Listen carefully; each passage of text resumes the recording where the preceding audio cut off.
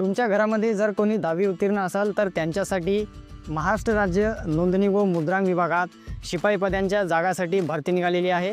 यासाठी शैक्षणिक पात्रता फक्त 10वी उत्तीर्ण पाहिजे आणि शिपाई पदांच्या एकूण 284 जागांसाठी ही भरती आहे।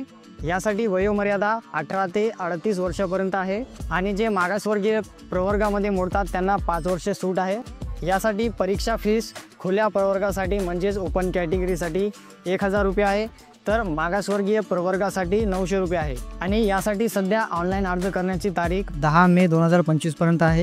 या तारखेमध्ये बदलसुद्धा होऊ शकते। तर यासाठी ऑनलाईन अर्ज कसं भरायचं, काय काय कागदपत्र लागतात याची संपूर्ण माहिती A to Z प्रोसेस या व्हिडिओमध्ये तुम्हाला मिळणार आहे। तर यासाठी व्हिडिओ शेवटपर्यंत बघा।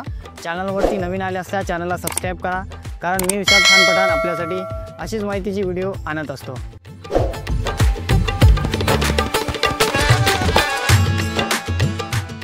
तर ऑनलाईन फॉर्म भरण्यासाठी तुम्हाला गुगलवर सर्च करायचं आहे IGR महाराष्ट्र। तुमच्या गुगलवर सर्च करा आणि जर तुम्ही मोबाईलमधून फॉर्म भरत असाल तर तुमच्या मोबाईलमधील डेस्कटॉप मोड ऑन करावे लागेल आणि ऑनलाईन फॉर्म भरण्यासाठी गुगल क्रोमचा वापर करा। आता हे सर्च केल्यानंतर इथं बघा पहिली वेबसाईट येते नोंदणी व मुद्रांक विभाग महाराष्ट्र। तर याच्यामध्ये आपल्याला जे ऑनलाईन फॉर्म भरायचे त्याची लिंक इथं दिलेली आहे IGRmaharashtra.gov.in।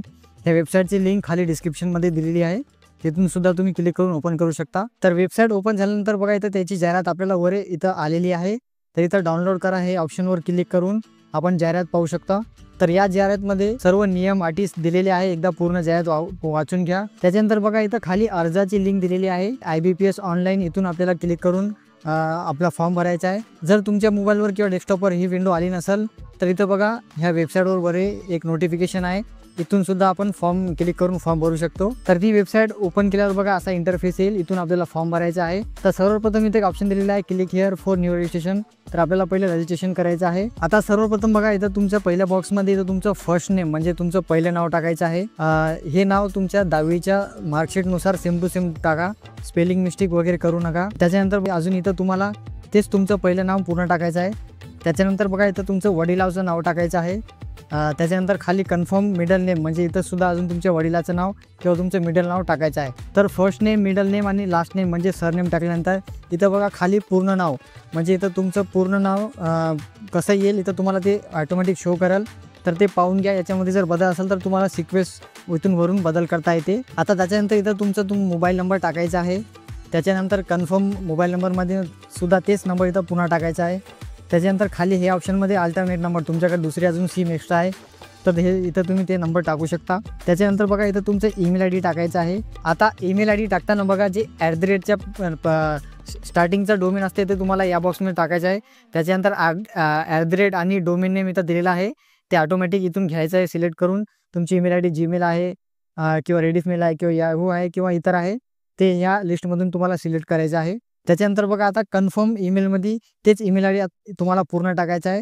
आता तुम्हाला इथं डोमेन नेम आणि @ हे पूर्ण टाईप करून टाकायचं आहे। त्याच्यानंतर इथं तुम्हाला कॅप्चा टाकायचा आहे, बघा इथं समोर कॅप्चा दिलेला आहे, हे कॅप्चा या बॉक्समध्ये टाकायचा आहे। कॅप्चा टाकल्यानंतर इथं बघा खाली सेव्ह अँड नेक्स्ट बटन आहे, इथं तुम्हाला क्लिक करायचं आहे। पहा आता सेव्ह केल्यानंतर इथं तुम्हाला विचारलं जाईल की तुम्ही भरलेली माहिती बरोबर आहे की नाही ते चेक करून घ्या।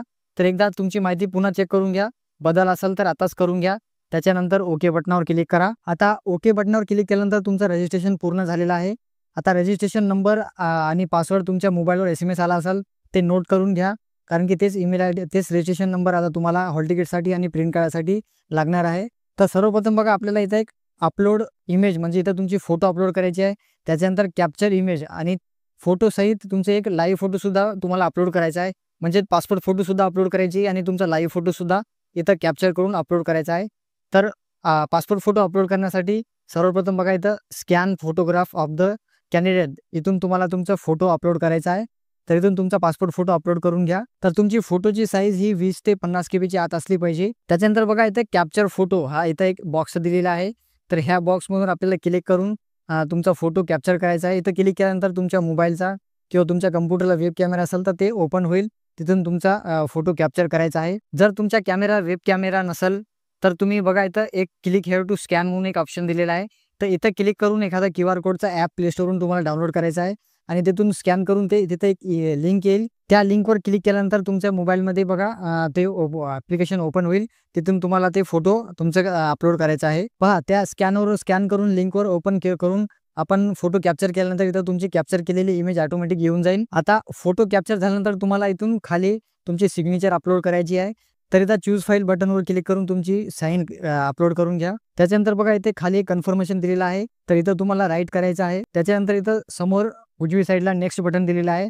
तर इथं क्लिक करून तुम्हाला आता समोर जायचं आहे. तर सर्वप्रथम बघा इथं कॅटेगरी ऑफ द कॅन्डिडेट म्हणजे अर्जदाराची जात, तुमची जात कोणती आहे म्हणजे तुमच्या जातीचा प्रवर्ग कोणता आहे ते तुम्हाला इथून ऑप्शन घ्यायचं आहे. तर तुमचा योग्य कॅटेगरी निवडा. कॅटेगरी निवडण्याआधी ह्या चार्टमध्ये पाहून घ्या की तुमच्या कास्टला म्हणजे तुमच्या कॅटेगरीला किती जागा उपलब्ध आहेत आणि तुमच्या कॅटेगरीला जर जागा नसेल तर तुम्ही ते फॉर्म तुमचा ओपनमधून भरू शकता. त्याच्यानंतर बघा खाली इथं ह्या बॉक्समधून तुम्हाला आता हा अर्ज कोणत्या प्रवर्गातून करायचा आहे तो प्रवर्ग निवडायचा आहे. त्या प्रवर्गामधून तुमचा अर्ज जाईल. तर योग्य ते पर्याय निवडून घ्या. तुम्हाला कास्टमधूनच तुमच्या करायचं असेल तर इथं तुमची कॅटेगरी दिलेली आहेत, ह्यामधून तुम्हाला घ्यायचं आहे. किंवा तुम्हाला ओपनमधून करायचं असेल तर इथं एक ओपन खुला प्रवर्ग दिलेला आहे. इथून ओपनमधून तुम्ही सुद्धा अर्ज करू शकता. त्याच्यानंतर बघा इथं अपंगाची डिटेल, आपण अपंग व्यक्ती आहात का इथं दिलेले आहे. तर तुमचा योग्य ऑप्शन घ्या. तुम्ही अपंग असाल तर यस करा, नसेल तर नो करा. आता अपंगाचा ऑप्शन यस केल्यानंतर बघा इथं अपंगत्वाची प्रवर्ग म्हणजे तुमची किती कॅटेगरी दिलेला आहे, कोणत्या कॅटेगरीमध्ये मोडतो. तर यामध्ये बघा ABCDE असे ऑप्शन दिलेले आहे. त्याच्यामध्ये क्लिक करून तुम्हाला पाहायचं आहे तुम्ही कोणत्या कॅटेगरीमध्ये आहे. जसं ए घेतल्यावर इथं ब्लाइंड म्हणजे जे लोक आंधळे वगैरे आहेत त्यांच्यासाठी हे आहे. त्याच्यानंतर लो विजन म्हणजे ज्यांना कमी दिसते. तर हे सर्व ऑप्शन ABCD तुम्हाला पाहून घ्यायचं आहे. तुम्ही कोणत्या अपंगाच्या प्रवर्गामध्ये मोडता ते तुम्हाला ते ऑप्शन सिलेक्ट करायचं आहे. जर आपण अपंग असाल तर आपणास परीक्षेदरम्यान भरपाई वेळेची आवश्यकता आहे का, इथं यस नोचा ऑप्शन तुम्हाला घ्यायचा आहे. त्याच्यानंतर आपण मेंदूचा अपघात या आजाराने त्रस्त आहात का आणि असल्यास त्याचा तुमच्या लेखनावरच्या गतीवर परिणाम होतो का ते तुम्हाला इथं यस किंवा नो घ्यायचं आहे. त्याच्यानंतर आपणास परीक्षेदरम्यान भरपाईची वेळेची आवश्यकता आहे का, जर तुम्ही इथं यस केलं तर आपणास बघा परीक्षेदरम्यान भरपाई वेळेची आवश्यकता आहे का, पुन्हा इथं तुम्हाला यस किंवा नो करायला लागेल. त्याच्यानंतर आपला लेखनासाठी वापरत असलेला हात दुखावलेला किंवा बाधित आहे का ते तुम्हाला यस नो करायचं आहे. यस असेल तर पुन्हा अजून तुम्हाला विचारलं तुम्हाला अजून वेळेची आवश्यकता आहे का, ते यसने तुमचा ऑप्शन तुम्हाला इथून घ्यायचा आहे. त्याच्यानंतर बघा पुन्हा विचारलेला आपणास लेखनिकाच्या मदतीची आवश्यकता आहे का, तुम्हाला जर उत्तर लेखनासाठी मदतीची आवश्यकता आहे म्हणजे लेखनिकाची आवश्यकता असेल तर इथं यस करायचं आहे, नसेल तर नो करायचं आहे. त्याच्यानंतर बघा अर्जदार महिला आरक्षणाअंतर्गत अर्ज करीत आहेत का, जर तुम्ही महिला आरक्षणमधून तुम्हाला म्हणजे आपण फिमेल असाल म्हणजे महिला असाल तर तुम्हाला महिला आरक्षणचा लाभ घ्यायचा असेल तर तुम्हाला इथं यस करायला लागेल. त्याच्यानंतर तुम्हाला ते सर्टिफिकेट काढून घ्यायचं आहे महिला आरक्षणाचं. जर महिला आरक्षणाचा लाभ घ्यायचा नसेल तर नो करा. त्याच्यानंतर बघा आपल्याकडे उन्नत व प्रगत गटात मुळत नसल्यावरचे वैध प्रमाणपत्र आहे का म्हणजेच नॉन क्रिमिनल सर्टिफिकेट आहे का, तर हे non criminal certificate VJNT OBC SBC आणि SCBC प्रवर्गातील विद्यार्थ्याला लागते.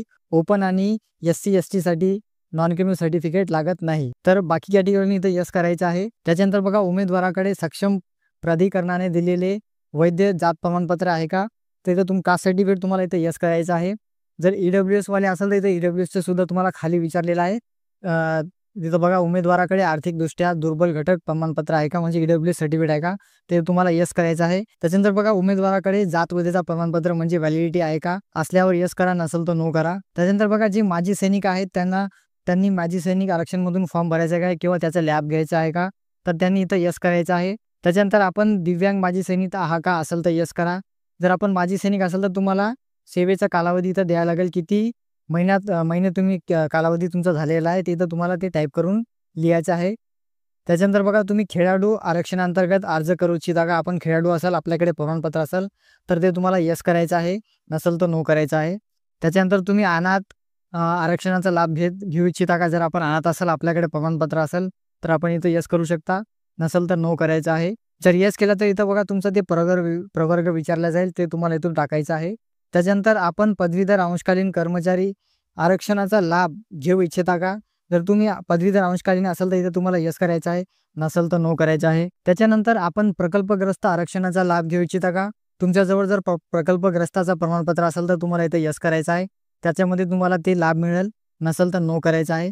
त्याच्यानंतर आपल्याजवळ भूकंपग्रस्ताचं प्रमाणपत्र असेल, आपण त्याच्यामध्ये मोडत असेल तर यस करायचं आहे, नसेल तर नो करायचं आहे. त्याच्यानंतर आपण स्वतंत्र सैनिकांचे पाल्य आहेत का असेल तर यस करायचं, नाही तर नो करायचं आहे. त्याच्यानंतर बघा अर्जदार महाराष्ट्राचा अधिवास आहे का, तर इथं यस करायचं आहे तुम्हाला. त्याच्यानंतर बघा जर तुम्ही महाराष्ट्र कर्नाटक सीमा भागातील महाराष्ट्र शासनाने दावा सांगितलेल्या असे 865 गाव आहे बघा, त्या गावातील मराठी भाषिक उमेदवार आहात का, असेल तरच यस करा, नाहीतर नो करा सरळ सरळ. आपण युद्धात सैन्य दलातील सेवेत मृत्यू पावलेला किंवा अपंग झालेल्या सैनिकाचे कुटुंबीय आहात का, ते तुम्हाला असेल तर यस करायचं आहे, नसेल तर नो करायचं आहे. त्याच्यानंतर आपण आत्महत्याग्रस्त शेतकऱ्याची पत्नी किंवा पाल्य आहे का, हे तुम्हाला यस किंवा नो करायचं आहे. असेल तर यस करा, नसेल तर नो करा. त्याच्यानंतर तुमच्याकडे आधार कार्ड आहे का, तर इथं तुम्हाला यस करायचं आहे. बघा आधार कार्डला यस केल्यानंतर तुम्हाला ह्या बॉक्समध्ये तुमचा आधार नंबर टाकायचा आहे. तर आधार नंबर टाकल्यानंतर बघा तुम्ही धार्मिक अल्पसंख्याक आहात का, तर याच्यामध्ये बघा जे बौद्ध समाजमध्ये आहेत, मुस्लिम आहेत, जैन आहेत, ख्रिश्चन आहेत, ते अल्पसंख्यामध्ये मोडतात, त्यांनी यस करायचं आहे. आणि जे हिंदूमध्ये आहे ते अल्पसंख्याकमध्ये मोडत नाही, त्यांना नो करायचं आहे. त्याच्यानंतर तुम्हाला तुमचा धर्म निवडायचा आहे. तुम्ही कोणत्या धर्माचे आहे बघा, बुद्धिस्ट, ख्रिश्चन, हिंदू, जैन, मुस्लिम, शीख किंवा अदर याच्यामध्ये आहे ते तुम्हाला योग्य ऑप्शन तुमचं निवडायचं आहे. त्याच्यानंतर बघा उमेदवाराचे राष्ट्रीयत्व हे ऑटोमॅटिक इंडियन म्हणून इथं येईल. ते झाल्यानंतर आता बघा तुम्हाला परीक्षेसाठी परीक्षा केंद्राचे प्रेफरन्स द्यायचे आहे. 3 ऑप्शन आपल्याला टाकायचे आहे. त्या 3 मधून एक परीक्षा केंद्र आपल्याला परीक्षेसाठी मिळणार आहे. तर तुमच्या जवळपासचे जिल्ह्याचं ठिकाण इथं दिलेले आहे, तर ते तुमचं योग्य तुम्हाला जे जवळ पडते ते टाकून घ्या. 3 ऑप्शन टाकायचे आहे. तर 1, 2 आणि 3 तिन्ही ऑप्शन टाकून द्या. हे तिन्ही ऑप्शन वेगळे टाकायचे आहेत. आता परीक्षा केंद्र टाकल्यानंतर इथं तुमची जन्मतारीख टाकायची आहे. जन्मतारीख ही तुमच्या 10वीच्या बोर्डाच्या सर्टिफिकेट प्रमाणे किंवा 10वीमध्ये जे तुमचं रेकॉर्ड टाकलेलं आहे तसं तुम्हाला सेम टू सेम तेवाली तारीख इथं टाकायची आहे. त्याच्यानंतर बघा इथं आता तुमचं नाव पुन्हा इथं आपल्याला टाकायचं आहे. तर हे नाव तुमच्या 10वीच्या सनदनुसार किंवा मार्कशीटनुसार असायला पाहिजे. त्याच्यानंतर मिडल नेम म्हणजे तुमच्या वडिलाचं नाव तुमच्या 10वीच्या मार्कशीटनुसार. त्याच्यानंतर आडनाव. त्याच्यानंतर बघा इथं तुम्हाला जेंडर घ्यायचं आहे, स्त्री आणि पुरुष. त्याच्यानंतर तुम्ही जुळे भाऊ आहे का, असेल तर तुम्हाला यस करायचं आहे. असल्यास तुम्हाला इथे त्याचं नाव वगैरे टाईप करायचं आहे. त्याच्यानंतर त्यांची ते जेंडर वगैरे टाकायचं आहे. जुळे भाऊ नसेल तिथं तुम्हाला सरळ नो करायचं आहे. नो केल्यावर इथं हे इनॅक्टिव्ह येईल ऑटोमॅटिक. नो केल्यावर इथं काही टाकायची गरज नाही. त्याच्यानंतर तुमची वैवाहिक स्थिती टाकायची आहे. मॅरिड आहे की सिंगल आहे, अनमॅरिड आहे, विडो आहे किंवा विडोवर आहे किंवा डिवॉर्स झालेला आहे, ते तुम्हाला योग्य ऑप्शन तुमचं टाकायचं आहे. त्याच्यानंतर इथं तुमचं फादर नेम वडिलाचं नाव टाकायचं आहे. त्याच्यानंतर इथं ह्या बॉक्समध्ये आईचं नाव टाकायचं आहे. त्याच्यानंतर स्पॉज नेम म्हणजे तुमचं लग्न झालं असेल तुमच्या पार्टनरचं नाव टाकायचं आहे, म्हणजे पतीचं किंवा पत्नीचं इथं तुम्हाला नाव टाकायचं आहे. त्याच्यानंतर खाली बघा इथं तुमचं पूर्ण पत्ता तुम्हाला टाकायचा आहे. तर इथं तुमचं पूर्ण पत्ता टाकून द्या. इथं तुमचं डिस्ट्रिक्ट जिल्हा घ्यायचा आहे. त्याच्यानंतर इथं राज्य तुमचं राज्य निवडायचं आहे. त्याच्यानंतर तुमचं पिनकोड टाकायचं आहे. तर इथं खाली बघा तुमचं परमनंट ॲड्रेस आणि तुमचा करस्पॉन्ड म्हणजे चालू ॲड्रेस सारखा असेल तर इथं तुम्हाला या बॉक्सवर टिक करायचं आहे. ते ऑटोमॅटिक खाली तुमचा पत्ता येऊन जाईल. जर वेगळा असेल तर तुम्हाला वेगळं टाईप करून टाकायला लागेल. आता ॲड्रेस टाकल्यानंतर बघा इथं तुमची अमाऊंट तुमच्या कॅटेगरीनुसार ऑटोमॅटिक येईल, म्हणजे तुमची परीक्षा फी इथं तुम्हाला ऑटोमॅटिक दाखवाल. आता त्यानंतर बघा इथं तुम्हाला व्हॅलिडेट युअर डिटेल इथं क्लिक करायचं आहे. इथे केल्यानंतर इथं तुमचं चेक होईल की काय तुमचं माहिती वगैरे सुटलेली आहे का. जर सुटलेली असेल तर इथं एक एरर म्हणून दाखवाल आणि बरोबर असेल तर बघा इथं व्हेरीफाईड सक्सेसफुली असा ऑप्शन येईल. तर इथं तुम्हाला ओके करायचं आहे. त्याच्यानंतर सेव्ह आणि नेक्स्ट बटनावर क्लिक करायचं आहे. आता इथं तुम्हाला तुमची शैक्षणिक माहिती टाकायचं आहे. तर सर्वप्रथम पहिल्या बॉक्समध्ये SSC म्हणजे इथं तुमची 10वीची डिटेल तुम्हाला टाकायची आहे. तर पहिल्या बॉक्समध्ये तुमच्या बोर्डाचं नाव टाकायचं आहे. तुमचं जर बोर्ड महाराष्ट्र स्टेट बोर्डमधून झाला असेल तर ते पूर्ण नाव तिथं तुम्हाला लिहायचं आहे बोर्डाचं. हे तुमच्या मार्कशीटवर बी दिलेलं असते, ते पूर्ण टाकून घ्या. किंवा CBSE बोर्डमध्ये असेल तर ते बोर्ड तुम्हाला इथं टाकायचं आहे. किंवा इथं दुसरं बोर्ड असेल तर ते तुम्हाला इथं बरोबर टाकायचं आहे. त्याच्यानंतर बघा इथं तुम्ही 10वी कधी पास झाले त्याची तारीख इथं तुम्हाला टाकायची आहे. त्याच्यानंतर 10वीची इथं तुम्हाला टक्केवारी टाकायची आहे. त्याच्यानंतर इथं समोर बघा श्रेणी म्हणजे तुमची टक्केवारी जर 45% खाली असेल तर इथं पास क्लास म्हणून येईल. जर तुमची टक्केवारी 45 ते 60च्या दरम्यान असेल तर इथं तुमची श्रेणी B म्हणून येईल, म्हणजेच सेकंड क्लास म्हणून येईल. आणि तुमची टक्केवारी 60%च्या वर असेल तर इथं फर्स्ट क्लास म्हणून ते तुम्हाला निवडायचं आहे. तर तुमच्या टक्केवारीनुसार ते श्रेणी निवडून घ्या. त्याच्यानंतर बघा जर तुम्ही 10वीच्या नंतर अजून तुमचं शिक्षण झालेलं असेल तर इथं तुम्हाला तुमची 12वीची डिटेल, त्याच्यानंतर ग्रॅज्युएशनची डिटेल आणि त्याच्या व्यतिरिक्त अजून तुम्ही उच्च शिक्षण शिकला असाल तर तो तुम्हाला इथं टाकायची आहे. जसं आपण 10वीची माहिती भरली तसं इथं बोर्डाचं नाव, त्याच्यानंतर स्ट्रीम म्हणजे सायन्स झालेला आहे किंवा आर्ट झालेला आहे ते इथं तुम्हाला टाकायचं आहे. त्याच्यानंतर पासिंग डेट, टक्केवारी आणि श्रेणी टाकायची आहे. त्याचप्रमाणे ग्रॅज्युएशनचं बोर्ड किंवा युनिव्हर्सिटी तुम्हाला टाकायचं आहे. त्याच्यानंतर स्ट्रीममध्ये BA आहे, MA आहे, BSc आहे ते तुम्हाला टाकायचं आहे. त्याच्यानंतर इथं समोर डेट टाकायची आहे. त्याच्यानंतर टक्केवारी टाकायची आहे आणि इथं श्रेणी टाकायची आहे. जर तुम्ही 10वीच पास असाल नुसतं तर तुम्हाला इथं फक्त 10वीचीच मार्क टाकायची आहे. त्याच्यानंतर बाकी कोर्स सोडून द्यायचं आहे. तर शैक्षणिक डिटेल टाकल्यानंतर इथं तुम्हाला जर शिपाई या पदाचा कुठं काम केल्याचा अनुभव असेल, जसं गव्हर्नमेंटमध्ये किंवा प्रायव्हेटमध्ये, तर तो अनुभव तुम्ही इथं दाखवू शकता.